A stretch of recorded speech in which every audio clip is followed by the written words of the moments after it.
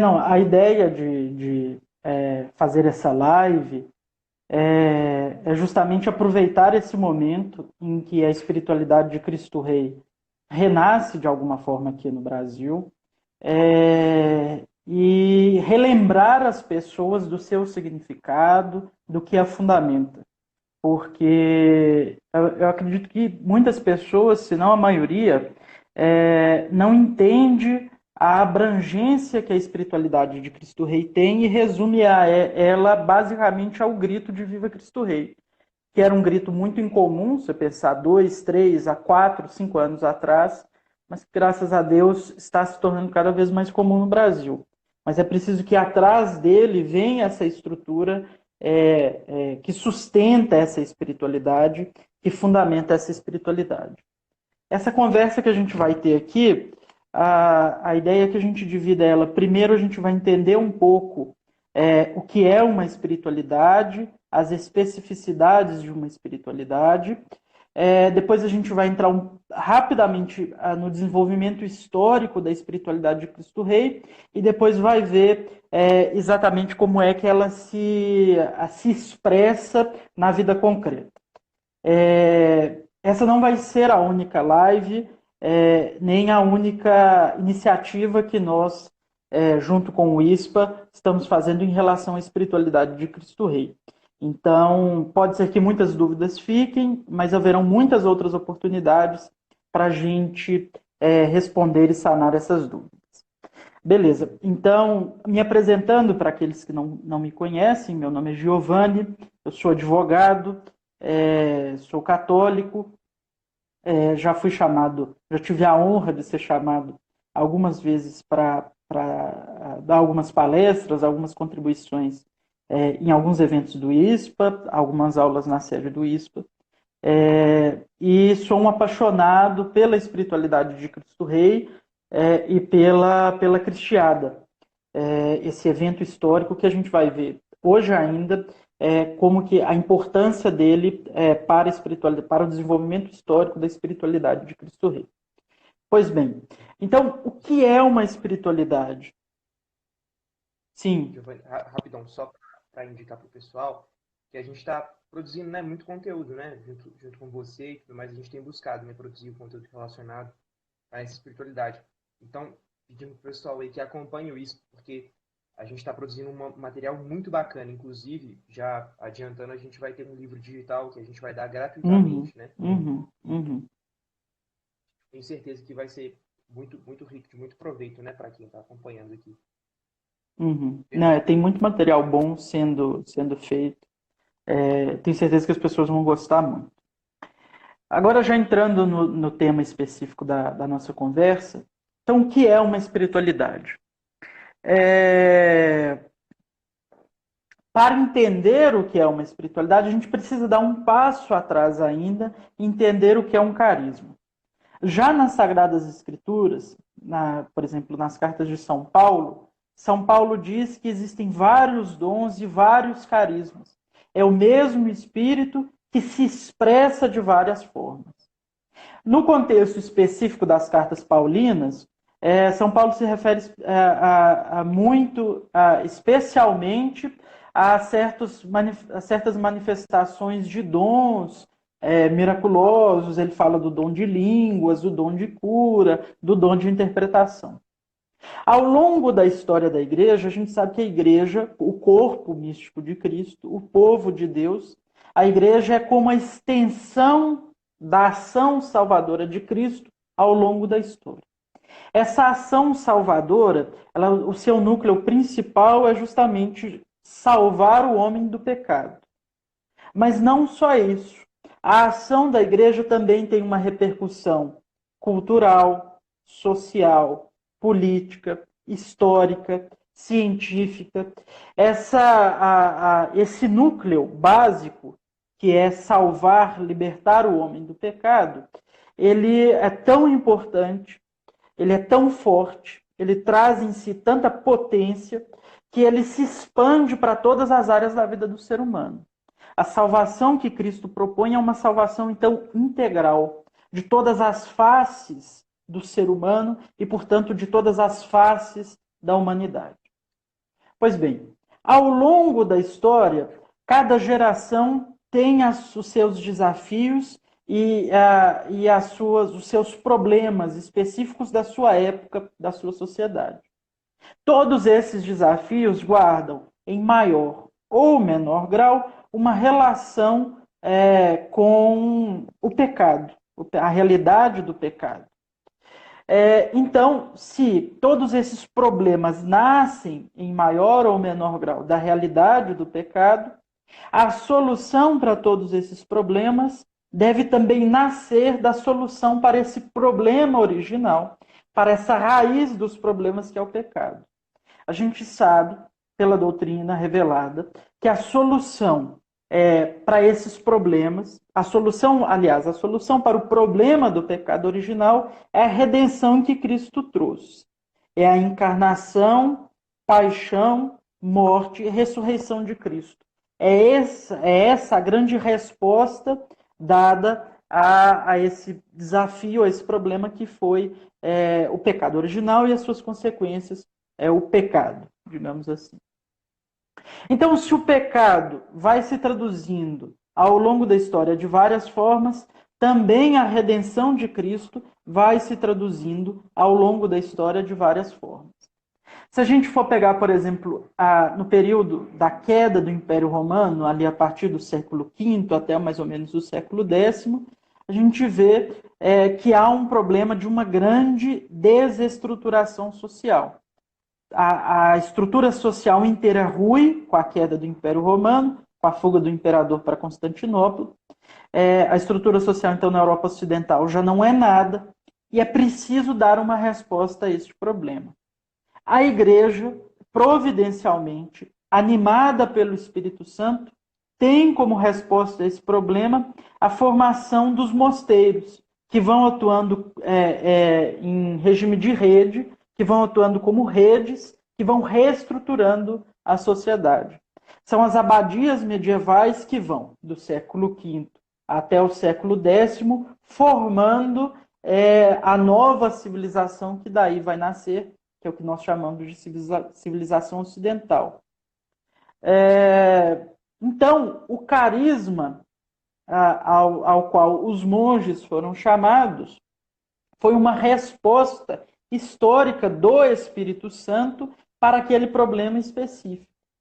Quando São Bento escreve a sua regra, e que ele com certeza, aliás, muito provavelmente, não imaginava que o seguimento àquela regra provocaria a revolução social que formou a civilização ocidental. Ele não imaginava isso, mas de fato esta foi uma das maiores consequências do estabelecimento da ordem beneditina e dos mosteiros por toda a Europa. A formação de uma nova civilização. Então aí a gente vê claramente uma ação divina, da providência divina, uma ação do Espírito Santo, que toca o coração de Bento de Núrcia e faz do coração dele, animado pelo Espírito Santo, nascer esta obra que responde também a um desafio histórico. Isso é uma constante na história. Se a gente for caminhar um pouquinho na história, ainda também na Idade Média, ali no período dos anos do século XIII, do século XII, a gente vê o grande desafio feito à Igreja é a ação dos hereges mendicantes, dos albigenses, dos cátaros, que pregam uma vida, que andam de vila em vila, de povoado em povoado na Europa, pregando uma vida de pobreza, de desapego dos bens materiais, em contraposição à Igreja. A resposta que o Espírito Santo dá a esse problema é o surgimento das ordens mendicantes. A ordem carmelita, com São Simão Stock, a ordem dominicana, com São Domingos de Gusmão, e a ordem franciscana, com São Francisco de Assis. De novo, é o Espírito Santo que toca o coração desses homens, faz deles, nascer uma vocação que irá responder a um desafio histórico. Então, os carismas se traduzem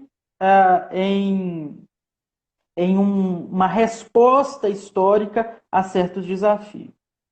Mas como que nasce um carisma? Um bom exemplo de como nasce um carisma é, por exemplo, a história de São Francisco de Assis. A gente sabe que Francisco de Assis era filho de um burguês, comerciante de tecidos, nascido numa vila italiana. E aí, São Francisco de Assis, em determinado momento, há todo aquele processo de conversão de Francisco de Assis, em determinado momento ele se encontra, durante esse processo, ele se encontra com um leproso, que era a classe mais desfavorecida daquela estrutura social. Então, era o pobre mais pobre. E ali ele se sente impelido a uma moção do Espírito Santo que o faz beijar o pé daquele leproso, do pobre dos pobres. E no momento em que ele beija, os biógrafos de São Francisco de Assis relatam que no momento em que ele beija o pé daquele pobre, ele não vê mais o leproso, mas vê Cristo naquele pobre dos pobres. Ele vê Cristo pobre. Então é Francisco de Assis que vê a face de Cristo, a face do Cristo pobre. E é dali, daquele encontro com Cristo, mas com Cristo pobre, que Francisco de Assis vê nascer a sua vocação, vê nascer o seu carisma, vê nascer a sua espiritualidade. Toda a ordem franciscana, que hoje já completa 800 anos, nasce desse encontro de Francisco com Cristo pobre. Também São Domingos de Gusmão se encontra com Cristo em determinado momento de sua vida, mas se encontra com Cristo mestre, com Cristo pregador. E toda a ordem dominicana, que também já está completando seus 800 anos, nasce daí. O estilo, a espiritualidade e o carisma dominicano nascem deste encontro de Domingos de Gusmão com Cristo pregador, com Cristo mestre. E assim acontece, essa estrutura mais ou menos se repete ao longo da história. Assim a gente vê, por exemplo, a Santo Inácio de Loyola, numa época de profunda desobediência, de profunda rebelião, Santo Inácio de Loyola encontra-se com Cristo obediente. E a partir desse encontro com Cristo obediente, funda a Companhia de Jesus, a Ordem Jesuíta, e coloca ela à inteira disposição na obediência ao Santo Padre o Papa. Também, por exemplo, mais recentemente, já no século XX, São José Maria Escrivá, numa época em que o trabalho toma uma posição de relevância social, toma o centro da sociedade, é o trabalho. São José Maria Escrivá, no dia 2 de outubro de 1928, na festa dos Santos Anjos daquele ano, vê a resposta que o Espírito Santo tem a este problema, que é o Opus Dei. O Opus Dei nasce, então, dessa visão que São José Maria Escrivá teve do Cristo trabalhador, do Cristo da vida ordinária, né? Do Cristo, daquela maior parte da vida do Cristo em que ele viveu a sua vida escondida. Também a espiritualidade de Cristo. Oi? O Cristo carpinteiro, operário. Exato, exato. Também a espiritualidade de Cristo Rei, este carisma de Cristo Rei, nasce de um desafio social. A gente vê que logo ali há um processo histórico que deita suas raízes mais profundas, as raízes mais profundas mesmo é lá na queda de Lúcifer, mas que tem raízes já históricas ali, já no período da Revolução Protestante, depois da Revolução Francesa, a gente vê uma profunda contestação em relação à presença social da Igreja e dos católicos na vida política e cultural. A gente vê os donos do poder, aqueles que concentram o poder, seja o poder político, seja o poder científico, seja o poder cultural, expulsando com toda a força, com toda a violência, os católicos, a doutrina católica de qualquer influência social. Isso é um processo muito característico que toma suas feições mais graves e, portanto, mais claras já ali na segunda metade do século XIX. Cristo, a Igreja, os católicos estão expulsos do cenário social. Querem basear a sociedade em outro princípio que não seja o princípio cristão. Então, aí está o problema. O Espírito Santo vai, então, agindo na igreja, suscitando várias iniciativas, e aqui no caso da espiritualidade de Cristo Rei é um pouco diferente dos outros exemplos que a gente deu, porque não é só uma iniciativa que bebe desta fonte, mas são várias, múltiplas iniciativas das mais diferentes naturezas que vão bebendo dessa fonte. Mas o Espírito Santo então vai já ali no final do século XIX, suscitando no coração tanto do clero quanto dos leigos a necessidade de reafirmar o reinado social de Cristo. A Rerum Novarum, todo aquele movimento que Leão XIII faz já no seu pontificado, na segunda metade do século XIX, esse movimento de estruturação e sistematização da doutrina social da Igreja é um exemplo disso. É a reafirmação de que a ordem social deve estar pautada pelos princípios do Evangelho. Pois bem, já no final, ali na transição do século XIX para o século XX, Leão XIII, que é o Papa que leva a Igreja para o novo século, que leva a Igreja para o século XX, consagra em 1900, o último ano do século XIX, consagra nesse jubileu a humanidade inteira ao Sagrado Coração de Jesus. Nesse contexto, então, se firma e se consolida a devoção ao Sagrado Coração de Jesus, que desde o seu começo, já nas aparições que Nosso Senhor faz a Santa Margarida Maria, tem um aspecto social muito marcado. Uma das 12 promessas do Sagrado Coração é uma promessa de caráter social, de garantir a paz na sociedade. Um dos pedidos que Nosso Senhor faz a Santa Margarida Maria é que o rei da França consagre a França ao seu Sagrado Coração, para que isso garantisse a paz na França.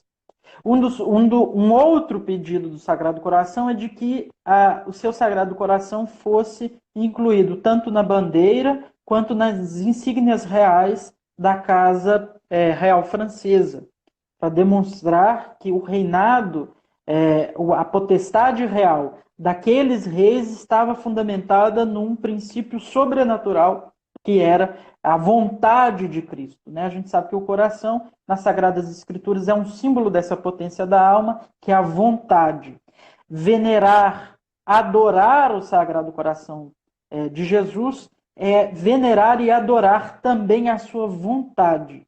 Então, que a sua vontade determine os rumos sociais. Essa é uma das consequências da devoção ao Sagrado Coração de Jesus. Mas a gente sabe, e aí vai o século XX vai então acontecendo. No México, esse processo de laicização é levado a um nível muito alto. E a gente vê ali na Constituição de 17, com todas as restrições que ela impôs ao exercício da fé em âmbito público, o laicismo é levado à sua 10ª potência. Nesse contexto é que nasce como resposta a que já propriamente é a espiritualidade de Cristo Rei, já com esse nome. Quando nasceu o grito de Cristo Rei, a gente não sabe exatamente. O que se sabe é que neste contexto que nasceu o grito de Viva Cristo Rei. Foi numa das milhares de manifestações que o povo mexicano fez contra o governo laicista que o dirigia, numa dessas milhares de manifestações que alguém resolveu gritar, não mais Viva o Rei, como se gritava, mas Viva Cristo Rei, o verdade no qual se baseiam todos os outros poderes. Então nasce aí a espiritualidade de Cristo Rei. Historicamente, ela encontra o seu nascimento aí. Ela surge com toda, já estruturada e com toda a sua força aí nesse episódio da Cristiada. Depois, ela vai ter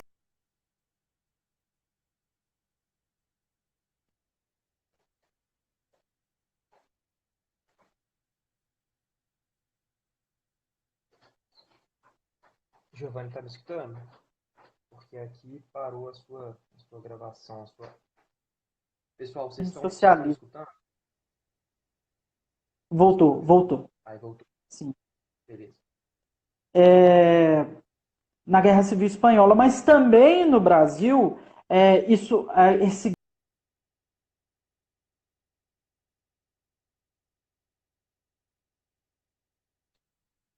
Parou de novo. Márcia, informa para mim aí, tá travando as duas câmeras, uma só? De quem que é? Informa aí, por favor. tá. Oh, Mas também tô escutando, tô escutando. voltou? Voltou. Também no Brasil, a espiritualidade de Cristo Rei, esse grito de Viva Cristo Rei, também aqui ecoou. Se a gente for ver os movimentos católicos da década de 20, de 30, o maior deles, o Centro Vital, todos eles tinham também esse grito de Viva Cristo Rei, essa espiritualidade bem marcada. E aí isso continua pela história e chega até nós hoje, já no século XXI, já entrando na terceira década do século XXI. Então, essa é mais ou menos a história, o desenvolvimento histórico da espiritualidade de Cristo Rei. Agora, em que exatamente consiste a espiritualidade de Cristo Rei? Essa conversa, ela está mais ou menos, ela está baseada num documento que se chama, esse documento aqui, esse documento sobre a espiritualidade de Cristo Rei.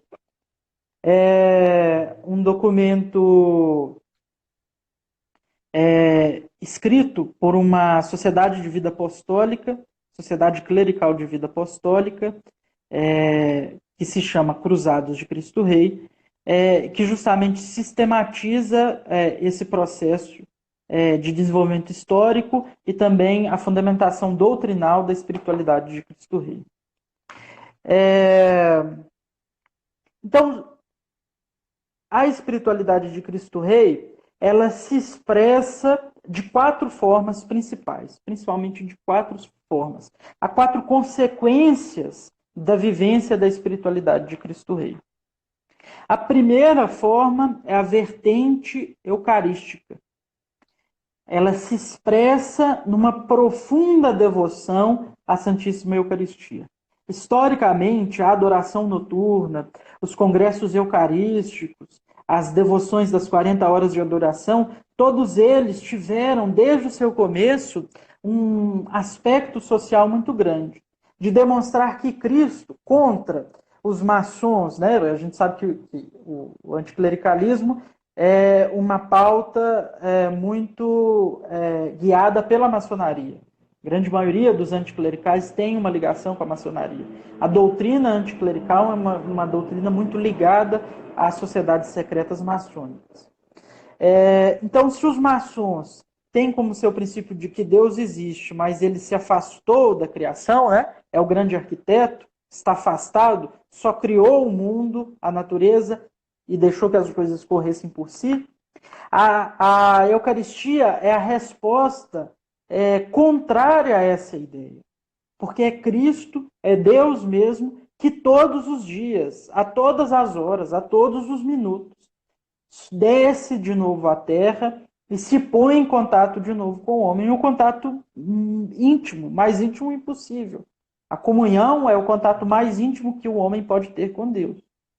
Então a Eucaristia responde a essa ideia maçônica, anticlerical, que afasta Deus. A Eucaristia é Deus da forma mais próxima possível dos seus fiéis.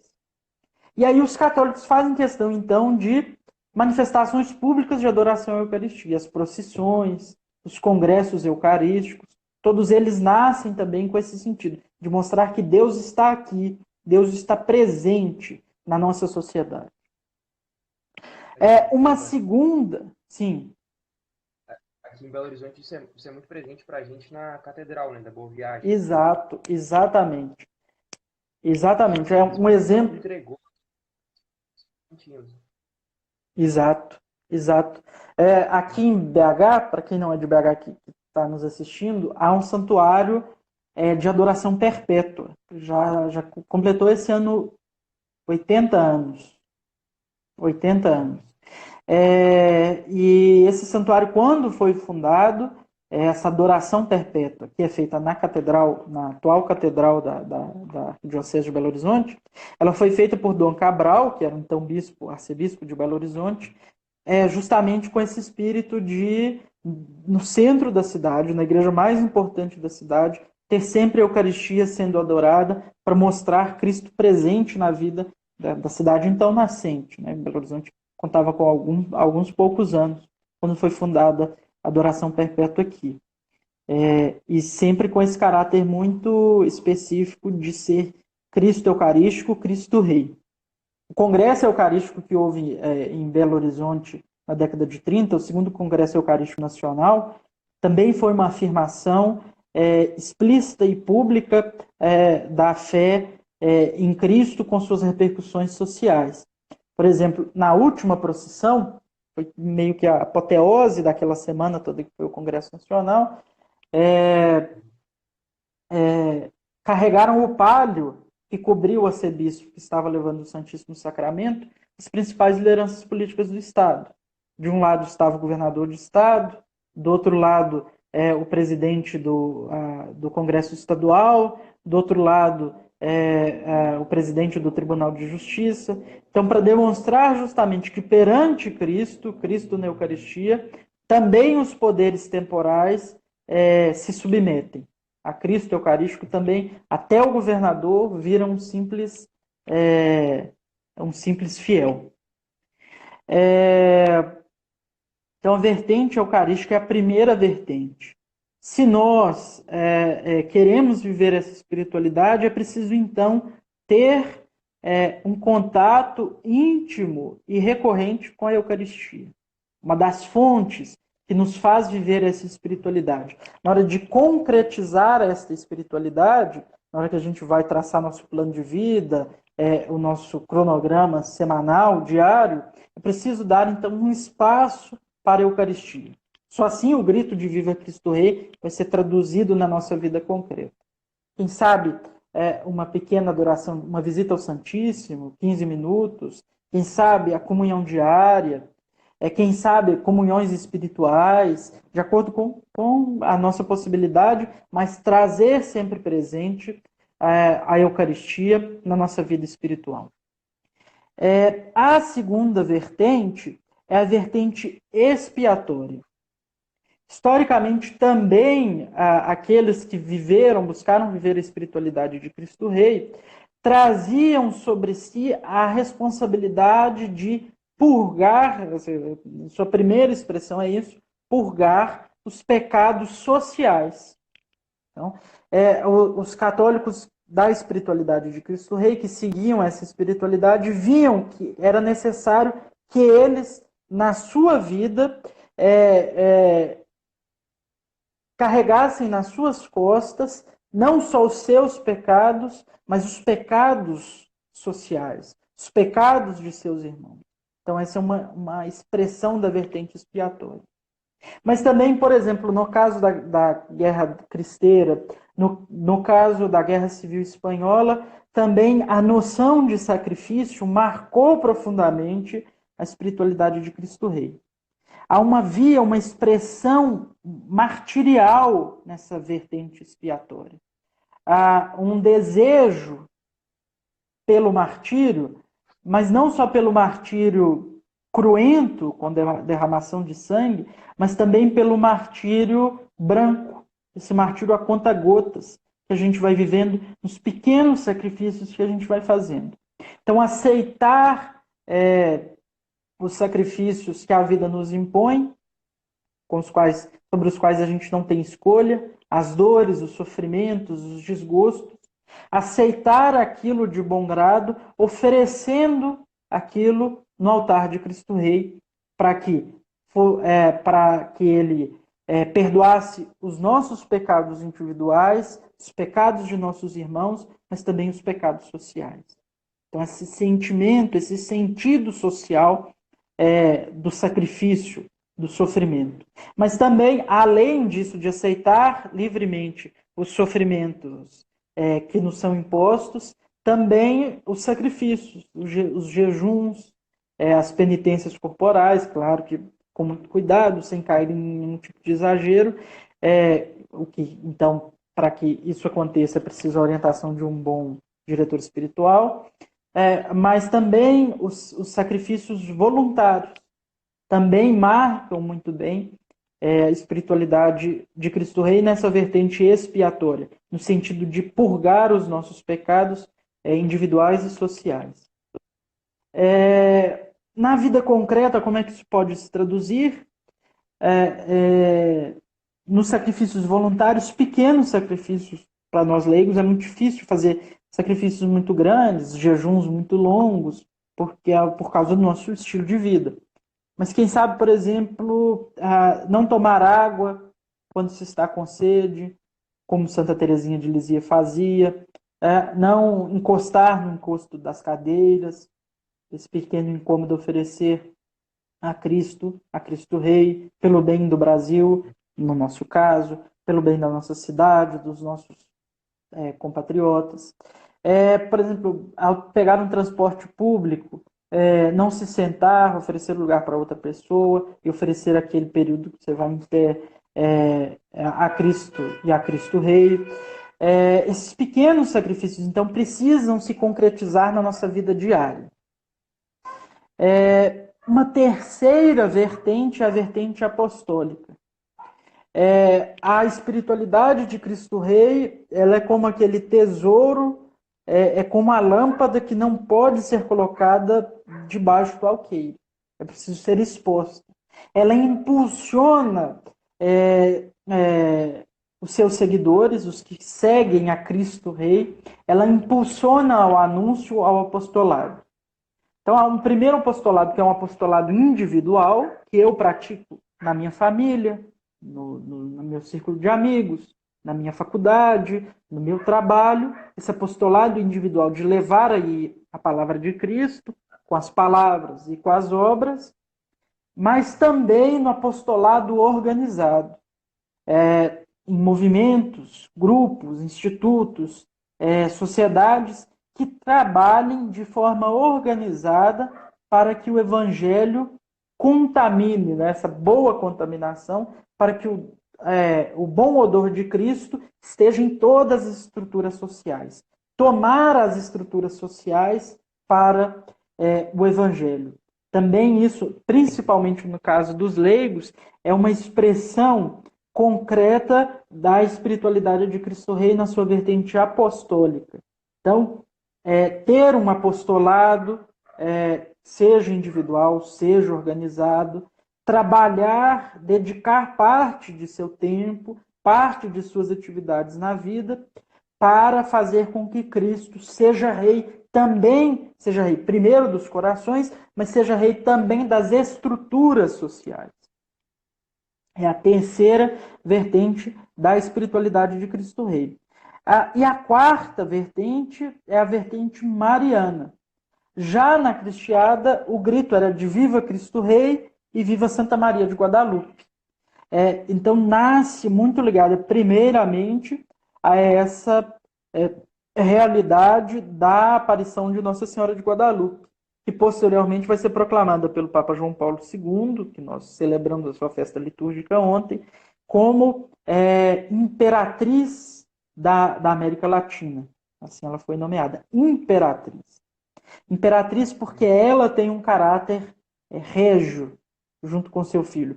A gente sabe que nas civilizações antigas se aceitava a poligamia, então o rei tinha várias mulheres, e é impossível você ter várias rainhas. Se existem várias rainhas, nenhuma delas é rainha coisíssima nenhuma. Mas então, rainha não era a esposa do rei, mas a mãe do rei. E nesse caso, então a Virgem Santíssima, se Cristo é rei, a Virgem Santíssima é rainha. O Papa Pio XII, já lá na década de 50, então institui a festa litúrgica, depois com a reforma litúrgica se tornou uma memória, mas institui em agosto, na oitava, no último dia da oitava da festa da Assunção, a solenidade de Maria Rainha, para justamente lembrar que a Virgem Santíssima também exerce no reinado de Cristo, uma função de direção. Então, estar sempre muito ligado à Virgem Santíssima. Historicamente, isso se traduziu muito na devoção à Nossa Senhora de Guadalupe, que teve uma função social muito grande, até hoje tem. Então, a Virgem de Guadalupe, a Nossa Senhora Rainha, a Maria Rainha, e também, por exemplo, a Nossa Senhora de Fátima, que quando aparece aos pastorinhos em 1917, também tem uma mensagem social. Historicamente, são essas três devoções, Guadalupe, Maria Rainha e Fátima, que estão muito ligadas à espiritualidade de Cristo Rei. Então, mas também no Brasil, no caso do Brasil, a devoção à Nossa Senhora Aparecida, que foi coroada como Rainha do Brasil. A princesa Isabel, que era a rainha de direito, se não tivesse havido a proclamação da República, o golpe de 1889, ela, já no século XX, já quando exilada, ela ofereceu a rosa de ouro que ela recebeu do Papa Leão XIII pela abolição da escravatura, ela ofereceu para que dela fosse feita a coroa que coroou a imagem de Nossa Senhora Aparecida. Então ela é um símbolo dela, a rainha, oferecendo aquilo que ela tem de mais valor para a verdadeira rainha, prestando homenagem para a verdadeira rainha, que é Nossa Senhora, representada naquela pequena imagem de Aparecida. Nossa Senhora Aparecida foi também proclamada generalíssima do Exército Brasileiro. Ela, então, exerce uma função burocrática no Exército. A estrutura do Exército acaba nos generais, mas tem mais um cargo, que é o de generalíssimo, que é desempenhado por Nossa Senhora Aparecida. Então, tem uma consequência social muito grande. Ela é a padroeira do Brasil, ela cuida desta pátria, cuida dos brasileiros, mas também do Brasil, enquanto nação, enquanto pátria. Ela cuida do Estado brasileiro, das instituições sociais e políticas brasileiras, para que elas se encaminhem para a honra e glória de Cristo na salvação das almas. Então são essas quatro vertentes: a vertente eucarística, a vertente expiatória, a vertente apostólica e a vertente mariana. São a partir dessas quatro vertentes que a espiritualidade de Cristo Rei se traduz. É a partir das suas vidas, literalmente, a Cristo com esse grito nos lábios. Essa foi a última palavra de centenas de milhares de pessoas. Centenas de milhares de pessoas, no auge da tortura, gritaram: Viva Cristo Rei! Então esse grito, essas palavras trazem um peso muito grande, tem uma gravidade muito grande. A gente não pode dizê-las impunemente. Elas trazem uma responsabilidade muito grande para quem as diz. A responsabilidade de carregar nos ombros esse patrimônio espiritual e histórico. E um modo de receber esse patrimônio e tratá-lo com dignidade é viver isso com seriedade. E os caminhos para viver isso com seriedade são esses quatro caminhos. Foi assim que essa sociedade de vida apostólica traduziu a responsabilidade que se tem de gritar Viva Cristo Rei concretamente na vivência do amor à Eucaristia, na vivência de um espírito martirial, expiatório, na vivência do apostolado e na vivência da devoção mariana, da filiação mariana. Então, se a gente quer gritar Viva Cristo Rei não só com a voz, mas com a vida, com o corpo e com o sangue, o caminho é esse. Dificilmente Deus vai nos dar a graça que deu aos mártires mexicanos e espanhóis de entregar a sua vida por ele. Porque não existem condições sociais para isso. Hoje a perseguição é até mais dura, mas é de outra natureza, pelo menos até agora. E porque também, para a pessoa ter coragem de enfrentar o martírio, é preciso uma coragem espiritual. É o Espírito Santo que move a pessoa para aquilo. E a grande maioria de nós, pelo menos eu falo por mim mesmo, nós não somos dignos de receber essa graça imensa que é a aceitação do martírio. Então, se a gente quer viver esse martírio branco, a conta-gotas, que esse martírio que está ao nosso alcance, a gente precisa traduzir no nosso plano de vida, na nossa vida concreta, no nosso cronograma diário, na nossa agenda do dia, traduzir a vivência dessas 4 vertentes: o amor à Eucaristia, a vertente expiatória, a vertente apostólica e a vertente mariana. É um trabalho grande, mas só com ele nós vamos poder cada vez mais nos aproximarmos de Cristo, vendo ele a partir dessa face de Cristo, Cristo Rei. Para hoje eu acho que já é muito, né? Já dá muita reflexão para agora, quando a gente for dormir, planejar o dia de amanhã, e pedir a Deus as graças de: Senhor, faça-me ver na minha vida cotidiana o vosso reinado. Faça-me ver as oportunidades, as chances que o Senhor me dá de viver o vosso reinado. Então é isso. A gente se encontra por aí, vai ter muito mais coisa a respeito da espiritualidade de Cristo Rei. Divulguem isso para os seus amigos. Eu acho que tem muita gente que pode aproveitar muito dessa espiritualidade. O Brasil precisa urgentemente dessa espiritualidade. E viva Cristo Rei! Viva! Maravilha, Giovanni. E, bom, lembrando aí, pessoal, do que o Giovanni está falando, a gente vai estar produzindo conteúdo sobre isso, então continue acompanhando. Obrigado, pessoal, e a Dani, a Maria Luísa e tal, que acompanharam do início até o final, o pessoal da Eterna Unção. Amém, obrigado aí, pessoal. O Gus, E, como o Giovanni meu falou, grande, meu os padrinho amigos, Gus. o Gus O também, Gus está aqui. Honra. né? E para vocês mandarem para os amigos, é só clicar aí embaixo aí, né, para mandar no direct, e aí vocês conseguem enviar. Giovanni, muito obrigado. Essa live é realmente um guia, né? Foi muito bom, porque foram orientações concretas mesmo, né, do que a gente pode fazer para viver essa espiritualidade. Então foi muito rico. Muito obrigado novamente. Eu que agradeço Bom, o convite. como vocês Espero podem ver, estar o aqui Giovanni... outras vezes. Ótimo, com certeza. Estaremos. Então, muito obrigado, Giovanni. A gente se vê. Um abraço, pessoal. Fiquem todos com Deus e viva Cristo Rei. Viva!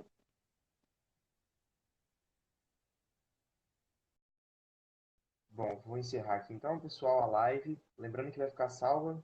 Mandem para os amigos.